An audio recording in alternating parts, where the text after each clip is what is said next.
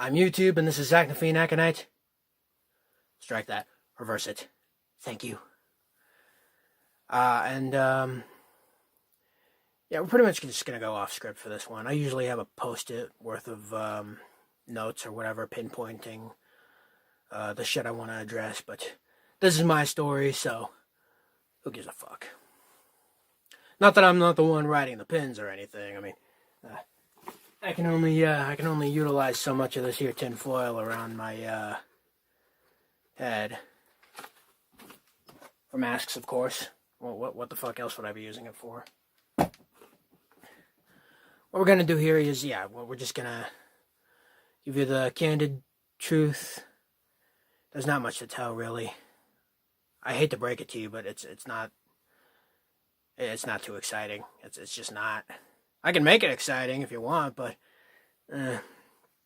literally all it even is just a sort of realization type moment. And I think it's kind of that way for everybody, generally, because it's always, there's two ways to define it. There's the erroneous way, which is basically people who claim to just be into dark literature, dark aesthetics, dark fashion, dark buildings, whatever have you. And perdón, that's just not the case. In fact, I hesitate to even say that I was ever even when I started YouTube, Goth at first. Because my first real introduction into the subculture was actually by accident. I was watching Scooby-Doo at age 3-4 years old. I was born in 96, so these movies are just from the turn of the century, late 90s, early 2K. And just put it this way, the Hex Girls, Thorn, she had me under my, I don't know. She had me under her spell. And about it, I noticed a couple of characters here and there in animated cartoons for the most part that just looked the proverbial part of it.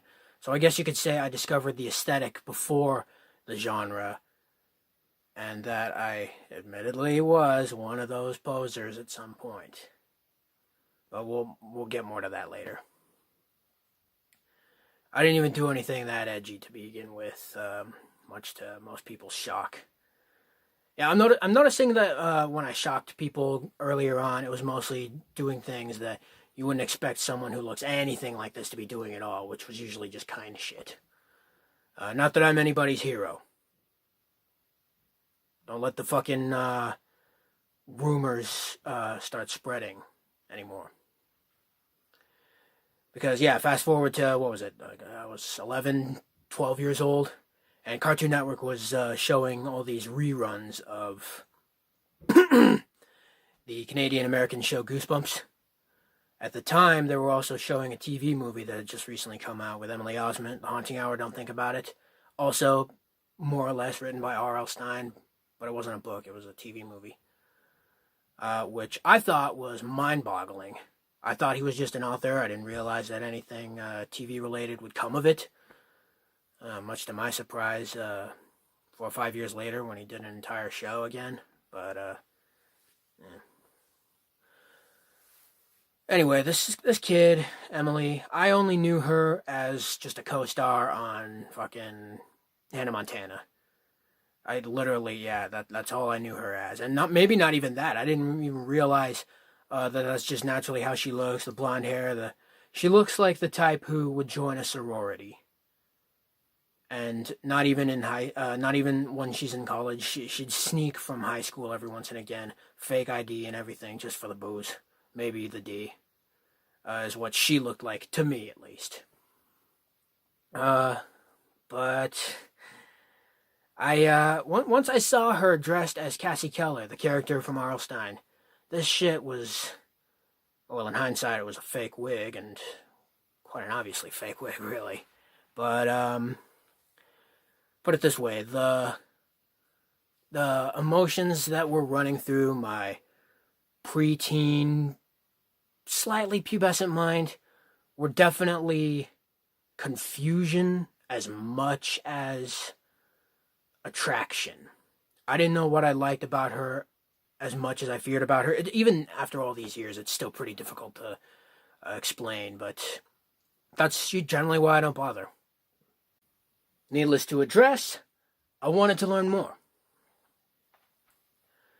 And for the most part, I actually wound up, of course, it was a few years later, obviously. I also wound up in a rather, I guess, more or less conservative family. Not to the point where we were like, kowtowing to, the Christ or anything, going to church every Sunday or nothing. But I was very religious growing up, and um, the thing of it is, I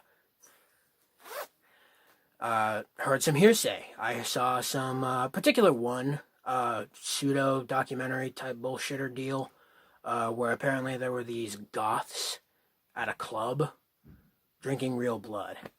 And I felt like I'd been had, man. It felt like it was a cool subculture. Of course, I didn't know what the fuck a subculture was back then. That ultimately turned into like a fucking cult type deal. And I wasn't having any of it. So it took me a good long while before I could actually bring myself to like darker aesthetics again, because I was kind of always darkly inclined, as cliche as that sounds.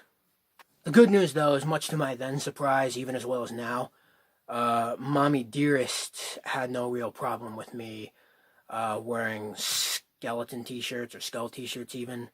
At the time, I also used to, I had like a crew cut, but it was kind of a month after it was shaved, so it was like 1.5 inches on top and everywhere that I'd be spiking up.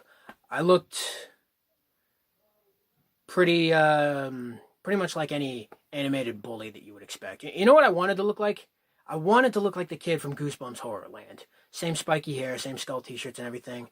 It was just fun, and it was aesthetical, not very much musical. That came later, thankfully, because it wasn't until later on that my interests fully developed, well into my mid to late teens, and I think part of that was because of the Lost Boys. Funnily enough, I mean, yeah, much as I love the hell out of werewolves these days, especially, I actually had a soft spot for vampires, and I think that might be because I just kind of always liked the hell out of Peter Pan, especially. Always wish that I could fly, especially away from my problems. What teenager wouldn't, right? So, yeah, that goes without saying, really. I noticed the way that they looked, right? I noticed these guys jumping on their fucking motorcycles and everything. There was a smoking hot redhead on the back. Where you going, star? You know those guys? And white trash as they seemed initially, that was when I realized there was also a Native American with them now. That too, but I also noticed that there was a certain aura to them that was sort of... It mostly generated from the way that they not just carried themselves, but especially their clothes. So I was very superficially affixed back then. And I think my only real connection with the music genre happened after I was looking up stuff for, behind the scenes stuff, because my favorite scene was the bridge thing, like, you're one of us, and fucking, I wanted to see how they did it. Of course, this was before I actually, for my 18th birthday, found the DVD set of it over at Grocery Outlet of all places, and watched the commentary from Joel Schumacher, may he rest in peace. Fucking, yeah. I didn't even know he was dead until like a couple months ago, actually. But I'm digressing. The thing that stuck out to me was this one video of a guy standing in front of the green screen. I'm like, what the fuck? It was filmed in the 80s. This was before digital shit.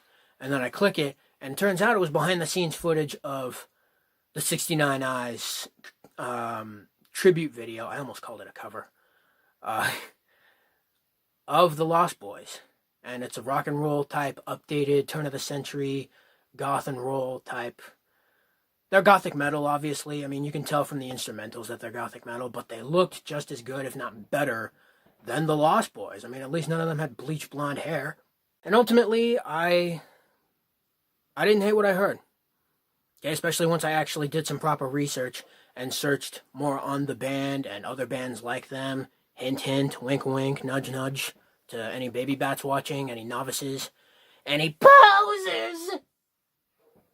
But I think I surprised myself with just exactly how much of a slow learner I was on all this shit. And I guess yeah, better late than never. But when it all came down to it, it's music. It's always been music. And you could argue, well, the aesthetic's been around for longer. And yeah, well, no one in the 2, 3, 4, 5, 6 centuries ago, if you're flipping through the history books, was wearing, mohawks, band shirts, dungarees with a bunch of, spikes and shit all through their dicks and everything. So I think it's a safe assumption that you, if nothing else, owe the musicians who created the genre, modernized the aesthetic especially, you owe them that much. Okay, you owe them at least some level of, I tip my hat to thee, brethren. So for those of you who really are starting to struggle or have been struggling with your image, looking for, I guess, I didn't even do much myself today. I'm wearing just one necklace and a Jack Skellington hoodie. That's literally it. I'm not even wearing pants. I'm lying. I'm wearing pants. But still,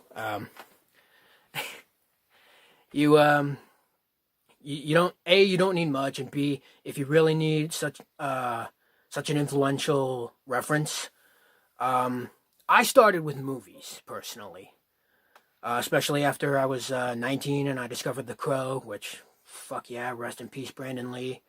And Jesus, man, I don't think I've been the same since, especially after watching all the other movies I've seen that apparently other goths may or may not like. Anyway, I think much like a lot of other goths, I wind up looking like what I listen to. It may have started with movies, but I used to look like a fusion of Pearl King from the Rosetta Stone and Sean Brennan from London After Midnight. These days, I'm leaning towards more of a fusion of them plus Andrew Eldritch, just because I like his aviator glasses. Fucking alpha, man. And I just, well, here's the thing. I'm noticing for another detail is that you don't necessarily have to call yourself a goth if you don't want to, especially if you're only in it for the music and not the fashion. Because it'd be just as awkward if you're calling yourself a goth and you're only in it for the fashion and not the music. I only wish somebody would have given me similar advice, especially when I was beginning YouTube, just because I felt like I needed to compensate aesthetically. I'd be wearing all these cheapo, seasonally available plastic bone jewelry, bracelets and necklaces and shit from Michaels. I wore a blazer at some point for one of them. I didn't even show my face for my very first one, which was a creepypasta narration, Emperor's New Groove Theory. Maybe I need that tinfoil after all, but yeah, no, it was it was an awkward time for me, and I took myself way too seriously back then.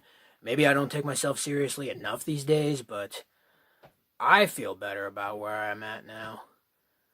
And the best part is I didn't even need to alter much. I just needed to get my mind out of, well, it's further in the gutter now, but I just needed to get it out of the rain. It's fun to watch, but it ain't too fun to feel. Bring an umbrella. It doesn't matter how you look. You'll actually look more badass with one, I think. As fun as the online goth community was in its prime, which I consider between 2014 and 2016, roughly, those 2 years, that was just a more connected time. It was a more fun time. Especially since it was pre-pandemic, where everybody was just palling around.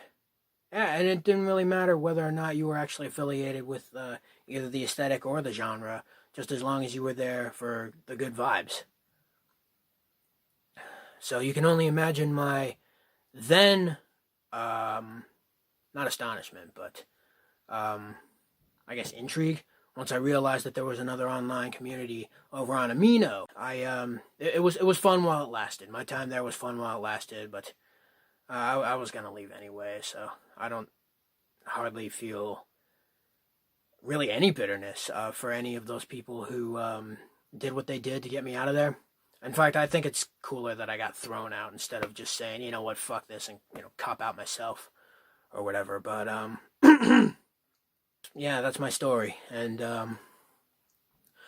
feel free to let me know your story down below. But as I said, there's not much to tell, but I can already tell this video is going to be a little longer just because, yeah, I tried to make it interesting. If I failed, boo fucking who, but if you were intrigued, amused, depressed, I've done my job either way. I still wish I would have had at least a little creative liberty with my looks, but it's not about that. It's about the music, and I just wish I would have learned that a little sooner, because whilst I wasn't going so far as to, use, I don't know, my nose blood or whatever, punching myself in the face and using it to paint a bunch of, obscenities all over the place, like graffiti or whatever, which definitely wouldn't fly these days. At least I was open to learn more. If you like, please like. Feel free to share obscure little thoughts in the comments below, as well as to share the video itself. Subscribe if you wish to see more. Don't forget to hit the bell if you do. And as always, thank you so very much for watching, and I love you all.